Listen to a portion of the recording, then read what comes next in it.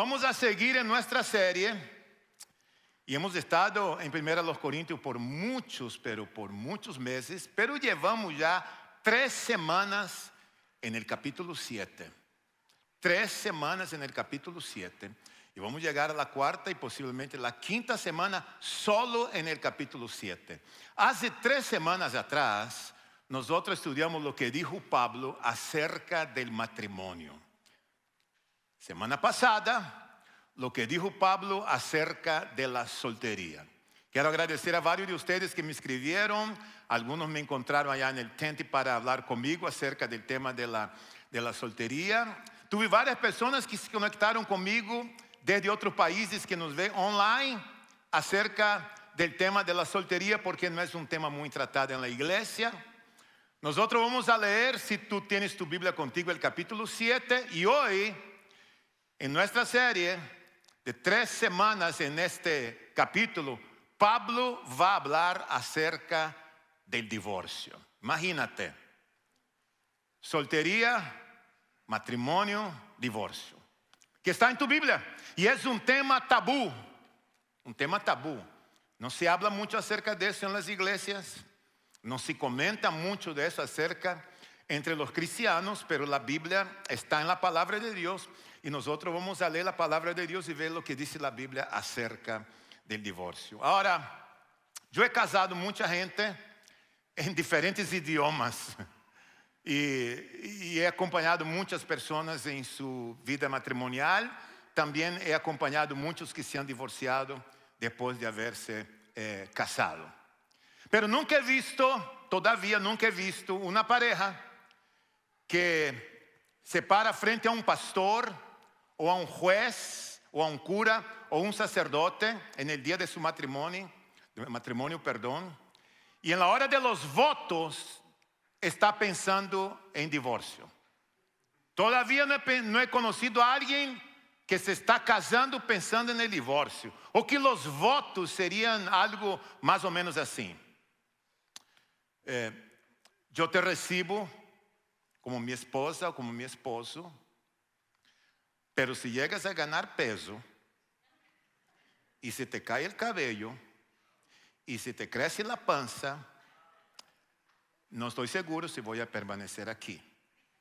Mientras tenemos platica, una casita, yo te voy a amar siempre. Pero en el momento que hay crisis y no hay más casita y platica, yo salto del barco. Todavía no he encontrado a alguien con esos votos. Pero los votos que nosotros hacemos frente al juez, al cura, el pastor, el sacerdote es: yo te tomo a ti como mi legítima esposa o esposo, prometo amarte, respetarte, en la tristeza y en la alegría, en la escasez y en la abundancia, hasta que la muerte nos separe. Y ¡boom! Nos casamos y viene el beso. ¡Wow! ¡Hey! Fiesta, foto. Entonces va a bailar la Macarena y divertir toda la noche. Y todos los invitados se fueron y ahora estás casado. ¿Quién podrá ayudarte? ¿Ok? Entonces el matrimonio fue una elección que tú hiciste, pero no pensando en el divorcio. Es más,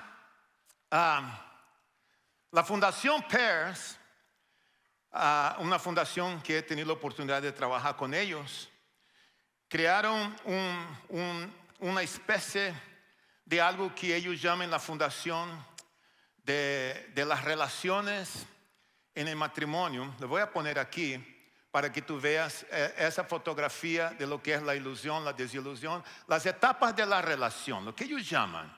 No importa si es un matrimonio cristiano o no cristiano, pero ellos llaman de la etapa de lo que es la relación. Y esa etapa tiene por lo menos 4 etapas.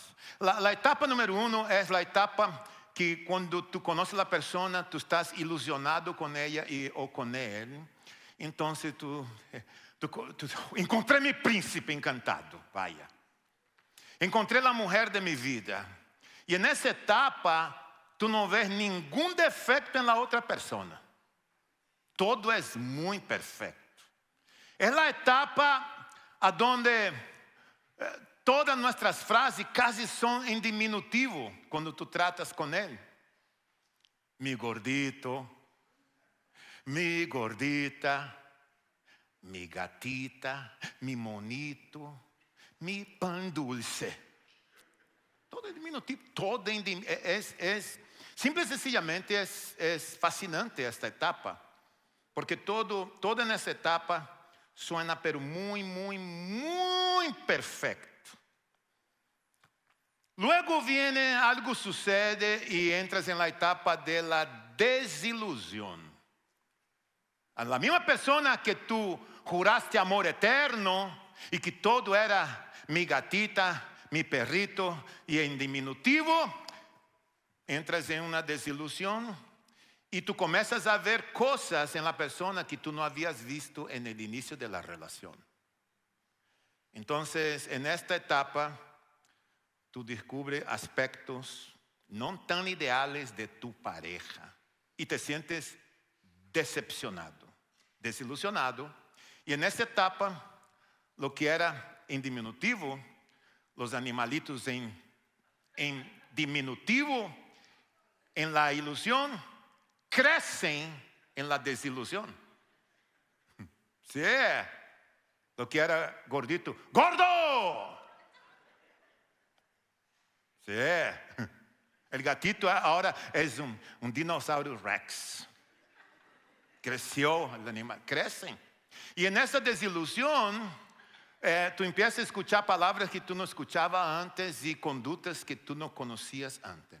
Luego caes en la etapa de la confusión. En la confusión, tú empiezas a cuestionar el matrimonio. ¿Será que me casé con la persona correcta? ¿Vale la pena seguir en esta relación? ¿Qué hice? Es un periodo de incertidumbre donde tú empiezas a cuestionar la relación y tú no sabes lo que vas a hacer.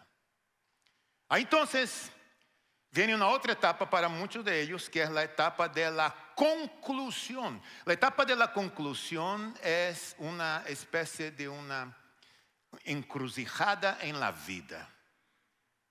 Y la conclusión es, ¿será que voy a concluir que voy a salir de la relación y me voy a divorciar? Porque no vale la pena seguir. O voy a correr para el otro lado y voy a concluir que a pesar de las luchas, las pruebas, las dificultades, nosotros concluimos y decidimos que vamos a luchar por esta relación. Estás en la encrucijada. Corre para un lado, donde dice aquí se acabó. O vas a correr para el otro lado, los dos van a decir, no, nosotros hicimos un pacto delante de Dios, nosotros hicimos un compromiso delante de Dios, nosotros vamos a luchar por eso y vamos a salir adelante por eso. Es increíble las razones por las cuales las personas se divorcian, pero las causas más comunes del divorcio en el mundo hoy día, de acuerdo a las investigaciones, uno es la falta de comunicación, otro es la infidelidad, el otro son los problemas financieros, que es un problema serio en la vida de muchas parejas, se divorcian por esto, abuso físico, emocional o verbal, falta de compromiso de uno o del otro en el matrimonio, imposibilidad de tener hijos, como descubren que no pueden tener hijos, dicen no vale la pena seguir y se divorcian. Otros creen que es un problema serio, son las adicciones, ¿no? El tipo tiene un vicio, ella es viciada en cualquier otra cosa y ya no aguento más esto y se va de la relación. Intervención de terceros, como hablamos la semana pasada, si tú no supiste, vete a la página en el canal de YouTube, ahí está cuando hablamos de la intervención de terceros en la relación. Salud mental, problemas de salud mental, es un problema a donde las personas también se divorcian. Diferencia en la crianza de los hijos. A veces él es católico, ella es cristiana, o él es musulmán, ella es de otra religión, budista. O vamos a criar los niños en el catolicismo, vamos a criar los niños en el cristianismo. No se aman y se divorcian por la crianza de los niños. Ahora, todos que entran en una relación, como yo les acabé de decir, tiene expectativas. Y en la fundación nosotros enseñamos que la mayoría de las parejas, la gran mayoría, entra en la relación con 3 esperanzas. Una esperanza es todas las cosas buenas que siempre he querido en mi vida, las encontraré en ti. Es una esperanza que tiene la pareja. Todas las cosas buenas que tengo en mi vida, las encontraré en ti. La otra esperanza es, todas las cosas buenas que tenía antes de conocerte, las voy a conservar. La tercera esperanza, todas las cosas molestas y tristes que me pasaron, no me van a pasar contigo. Pregunta a los que están casados si eso es verdad. Y pasa. Claro que pasa. Y no necesariamente esas esperanzas se vuelven esperanzas reales en la vida de una persona. Vamos a leer, vamos a ver lo que dice la Biblia acerca del divorcio. Y queremos hablar específicamente en esta mañana para los cristianos. ¿Hay algún apoyo bíblico para que los cristianos se divorcien? ¿Qué dice la Biblia acerca de esto? Ahora, lo que vamos a leer es el texto que hemos estado estudiando por un tiempo ya. Y para poder entender ese contexto, acuérdate lo que te hemos dicho, tú tienes que leer el capítulo por completo. Porque si tú tomas solo algunos versículos aislados, puede ser un gran problema para la interpretación de la palabra de Dios. Primero los Corintios 7, 10 y 11. A los casados doy el siguiente orden. No yo, sino el Señor. Es decir, los hermanos de Corintios ya habían escuchado cuál era el siguiente orden que Dios había dado en el Antiguo Testamento. Ellos ya sabían algo del divorcio. Que la mujer no se separe de su esposo. Estamos hablando de los cristianos. Sin embargo, si se separa, que no se vuelva a casar. De lo contrario, que se reconcilie con su esposo. Lo que está diciendo Pablo a la iglesia de Corinto. Asimismo, el hombre no se divorcia de su esposa, a los cristianos.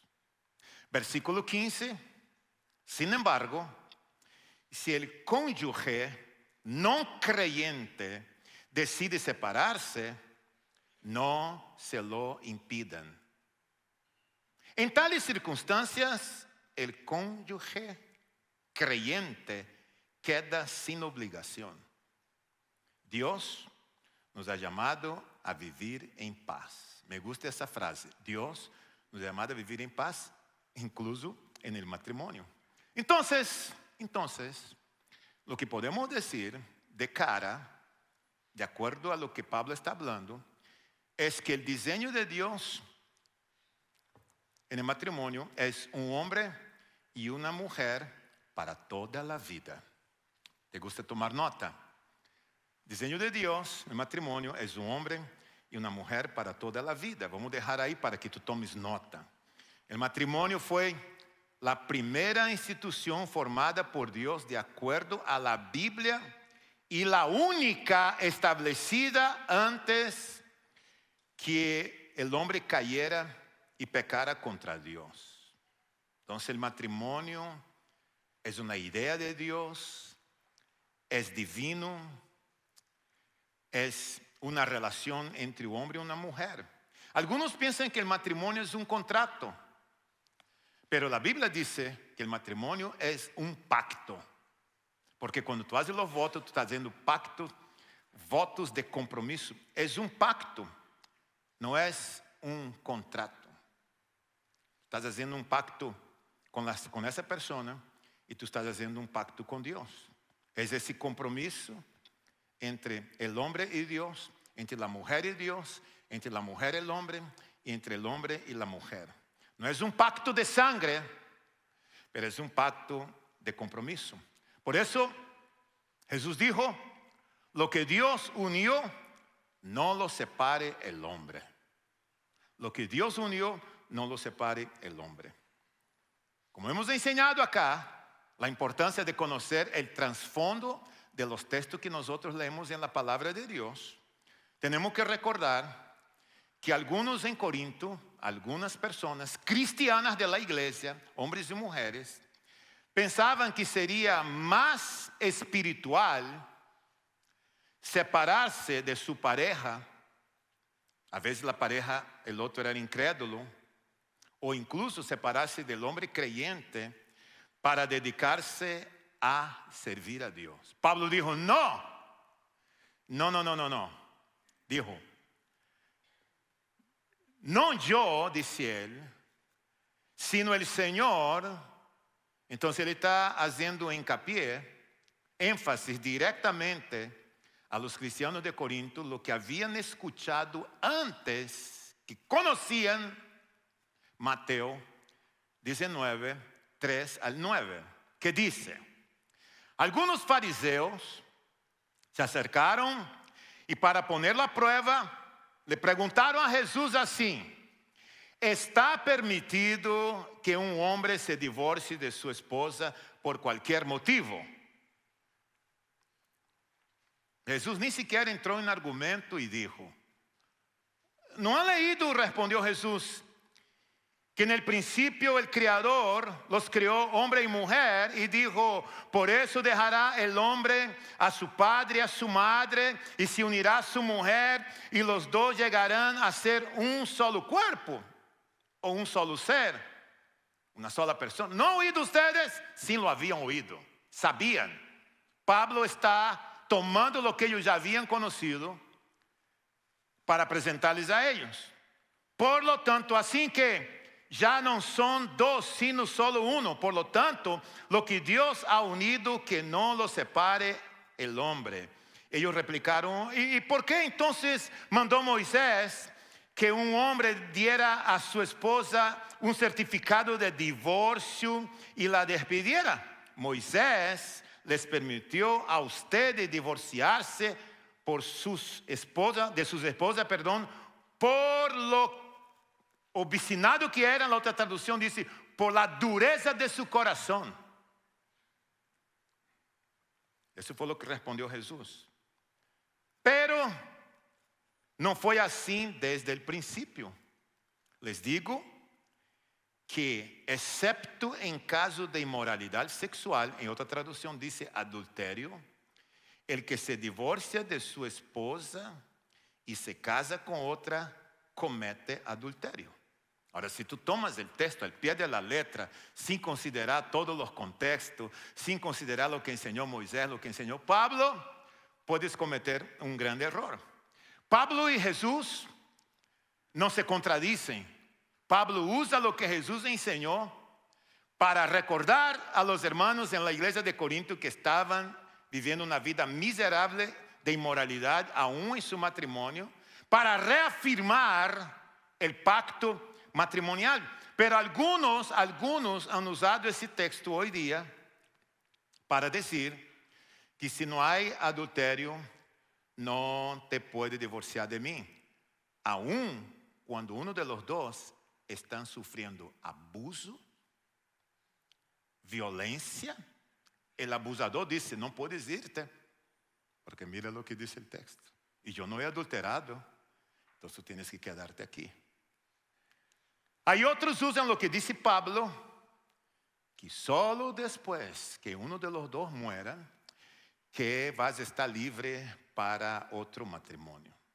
Entonces, la idea errónea de los hermanos en Corinto, mira lo que pensaban las mujeres en esa iglesia. Ellas pensaban, las casadas pensaban, que si dejara su esposo, se divorcia de su esposo, ellas podrían dedicar más tiempo a Dios y a la vida espiritual. Es decir, mi matrimonio me estorba. Me estorba. Otras decían y otros decían, yo voy a permanecer en el matrimonio, pero yo no voy a tener relaciones íntimas con mi pareja, porque la relación íntima es sucia, es inmoral.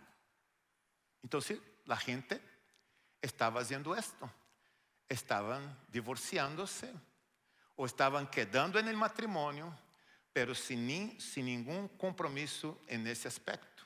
Ellos creían que divorciarse podía ayudarlos a ser más santos y puros, que podían dejar a su pareja para estar más conectado con Dios haciendo esto. Y Pablo dijo, no. La intimidad en el matrimonio es honroso. Dios lo creó, dice Pablo. Los cristianos casados, dice él, deben permanecer casados y aún ser santos en su matrimonio.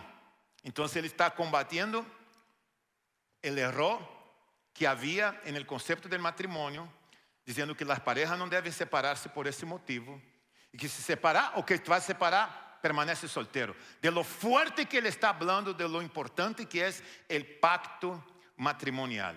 De manera que para una pareja de cristianos, el divorcio nunca debe ser la primera opción. ¿Escuchaste? Para una pareja de creyentes, los dos son creyentes, el divorcio nunca debe ser la primera opción. El divorcio nunca estuvo en los planes de Dios. Nunca estuvo en los planes de Dios. En el diseño de Dios no estaba proyectado el matrimonio. Pero el divorcio es una realidad, ¿sí o no?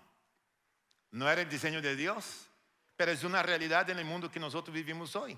Y nosotros sabemos que es, que existe, que ahí está. Es más, miren, 3.500 años atrás, Moisés habló sobre el divorcio, dio instrucciones sobre el divorcio. Más de 2.000 años atrás, Jesús dio instrucciones sobre el divorcio. En el primer siglo, Pablo habla, instruye a la iglesia de Corinto sobre el divorcio. Hoy día el divorcio es el tema del día, es un problema antiguo, viejo. No es un problema de hoy, de nuestra generación, es un problema de la humanidad. Entonces Pablo tuvo que lidiar con el tema del divorcio con los hermanos allá en la iglesia de Corinto. Déjame darte rápidamente algunos números que han cambiado esos números acerca del divorcio hoy día. Para que tú veas, ahí están las fuentes en los grupos étnicos. Entre los afroamericanos, los hombres son azules, las mujeres el rojo que está ahí. Los blancos no hispanos, 25% de las personas que se casan se divorcian. Es el primer matrimonio. Estamos hablando del primer matrimonio. Y en los blancos no hispanos, entonces son los norteamericanos, los europeos, pero gente de los Estados Unidos. Entre los hispanos el número es de 27% de las primeras personas que se casan se divorcian. Entre los asiáticos y otros 11%. Entonces el divorcio es una realidad en todas las culturas, en todos los idiomas, en todas las razas.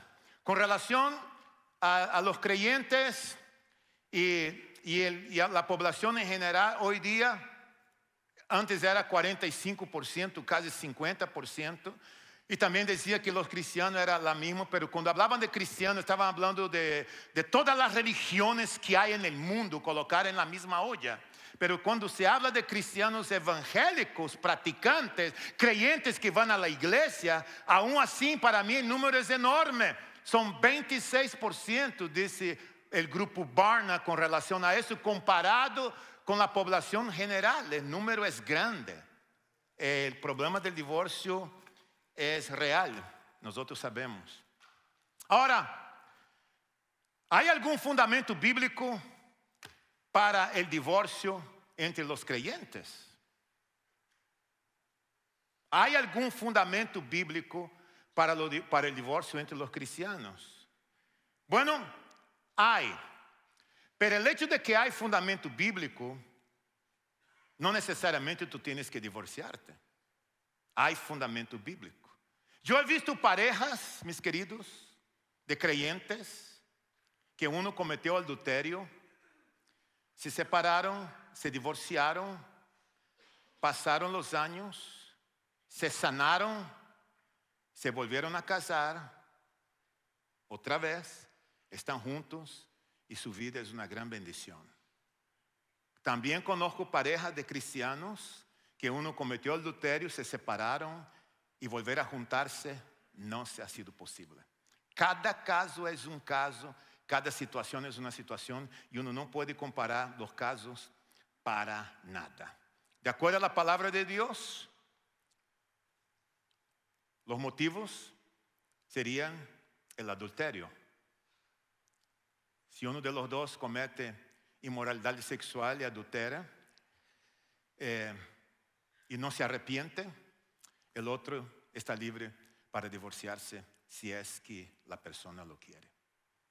El otro caso es el abandono, de acuerdo a 1 Corintios 7:15. Ahora, cuando hablamos de abandono, muchas personas piensan que abandono es simplemente que el tipo tomó su mochila o ella tomó sus cosas y se fue y abandonó. No, hay diferentes tipos de abandonos. Imagínate tú una relación a donde la otra persona en la pareja, que se dice ser creyente, profesa ser un cristiano, pero vive como un mundano, vive como un incrédulo. Y literalmente, aunque está presente, pero ha abandonado su familia, ha abandonado su matrimonio. La verdad, esa persona nunca fue creyente, a pesar que dice que es creyente. El abandono puede ser una persona, imagínate una persona, un hombre que está casado, pero no trabaja, no responde por su familia, no hace absolutamente nada y ha abandonado a su mujer, aún viviendo bajo el mismo techo. Imagínate el caso de una pareja que están juntos, están casados y llevan 6 años sin tener ningún contacto físico y ninguno de los dos tiene ninguna enfermedad. Se han abandonado físicamente, sexualmente hablando. Eso también, si tú estudias más profundamente, tú vas a ver que es una forma de abandono, comportamiento pecaminoso, abuso, violencia doméstica. Hay peligro de quedarse en esa relación, hay peligro de vida. Oh, pero tengo que quedarme porque la Biblia dice que tengo que quedar porque no hay adulterio, pero hay abandono, hay peligro de vida. La vida de los niños o de esa mujer o quizás del caballero está en peligro. Ahora, un cristiano no puede, por causas fútiles, si podemos decir así, pensar, me voy a divorciar. Como por ejemplo, algunos dicen, estoy aburrido en el matrimonio, ya me voy. Se acabó el amor, se enfrió el amor. El matrimonio cayó en una rutina, estoy aburrido contigo, estoy aburrido contigo, mejor me divorcio. No, mejor me divorcio. Quiero mi espacio cuando yo estaba soltero. Entonces, mejor me voy porque no podemos estar juntos. Ya no hay recursos humanos, recursos económicos, la vida está difícil, soltero yo voy a vivir mejor. Eso no es ningún motivo con base bíblica para un divorcio. La Biblia nos llama al arrepentimiento profundo. Supongamos que una pareja de cristianos están en conflicto, tienen problemas, siempre están peleando, está en una situación complicada, pero no hay abuso físico, no hay adulterio. Pablo le diría a ellos, no corran al divorcio. Que los dos decidan seguir luchando por su matrimonio, porque ustedes han hecho un pacto de compromiso y eso se puede cambiar. Eso sería el consejo en ese contexto. Yo creo que la palabra divorcio não deve estar na boca de los creyentes. E não deve a palavra divórcio estar sobre a mesa cada rato, porque cada rato que há uma pelea, melhor nos divorciamos. Cada rato que há, melhor nos divorciamos. Jamás um cristiano, hijo de Deus, nacido de novo, pode usar esto. Tenho muito carinho por los hombres de la iglesia, são amigos nuestros, muitos de ellos, pero tenho que dizer a ustedes, caballeros, jamás um homem pode usar a palavra divórcio como arma para amenazar a uma mulher. Jamás. Los hombres, los caballeros, somos los primeros en luchar por nuestro matrimonio. En nunca usar la palabra divorcio en la casa, jamás, porque Dios nos ha llamado a ser sacerdotes del hogar, líder del hogar, y nosotros somos los que tomamos la iniciativa de luchar y batallar por ese matrimonio. Pero jamás usarlo como arma, como amenaza y como manipulación. Nunca debe jamás estar en nuestra boca. Sí, el divorcio es una realidad, pero la gracia de Dios es más grande que nuestro quebrantamiento. La gracia de Dios es más grande que nuestro quebrantamiento, más grande que nuestro pecado. La gracia de Dios es más grande que los errores que tú y yo hemos cometido. Es mucho más grande que esto. Es la gracia de Dios. Y déjame decirte algo rápidamente, antes de irnos. Algunas verdades que quiero compartir contigo, breve, que tú lo consideres. El divorcio no es imperdonable, no es el pecado imperdonable. Muchas mujeres y hombres sufren hoy día por su divorcio y piensan que Dios no les va a perdonar. La gracia de Dios es mucho más grande. Mujer, caballero, tu valor no está definido por tu divorcio. No estás condenado por tu divorcio. Tú no eres menos que los demás por tu divorcio, como algunos te hacen creer que tú eres menos porque eres divorciada o eres divorciado. Romanos 8:1 dice que ninguna condenación hay para los que están en Cristo Jesús. El divorcio de tus padres no determina tampoco que tú te vas a divorciar, como algunos creen, que es una maldición. Cristo ha llevado sobre él todas las maldiciones. Tú puedes comenzar de nuevo, arrancar de nuevo, y Dios es bueno y misericordioso. Ahora, si tú estás casado hoy día al borde del divorcio, hoy estás al borde del divorcio, no tires la toalla. Haz tu parte, ella hace su parte, y todos hacen su parte. Date una oportunidad, no tires la toalla. Si no hay abuso, si no hay abandono, si no hay adulterio, no tires la toalla. Tú tienes que batallar por tu divorcio, por tu matrimonio. Si estás divorciado hoy, y quizás la otra persona que era tu pareja no se ha vuelto a casar, y tú no te has casado, ¿será que existe alguna posibilidad de reconciliación? A veces sí, a veces no. ¿Por qué no? Porque la otra persona ya se casó. O tú ya te casaste. Arrepiéntete, pide perdón a Dios y vive el diseño de Dios en la nueva relación o el nuevo matrimonio que tú estás viviendo. Si no es posible la reconciliación. Si estás soltero